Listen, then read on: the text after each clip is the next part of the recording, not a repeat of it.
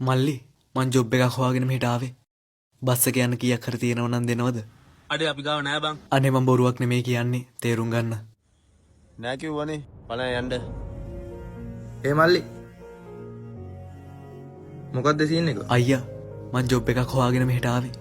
ගෙදරට යන්න සල්ලි කීයක් හරි තියෙනව නම් දෙන්නකෝ අයියා. ආ තැන්ක් යූ අයියා. මල්ලි කොහෙද ගම? මං කුරුණෑගල අයියා. කුරුණෑගල? මාත් ඒ පැත්තෙන් යන්නේ. වරෙන්ක ඉස්සලා ඇතුළටම වහිනවනේ. අඩේ මාත් කුරුණෑගල. මගේ වාහනේ මං ඒ පැත්තෙන් යන්නේ. ඔයාට ඕන නම් මගෙත් එක්ක වාහනේ යන්න පුළුවන්.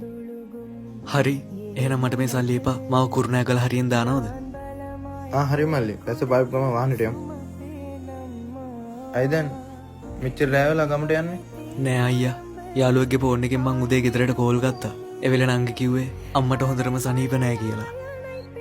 ආයි දැන් ටිකකට කලින් කෝල් කරාම අපේ නංගි කියනවා අම්ම ඒ වෙලේ නිදාගත්ත පාර තාම හැරුන්නේ නෑලු. කතා කරන්නේවත් නෑලු.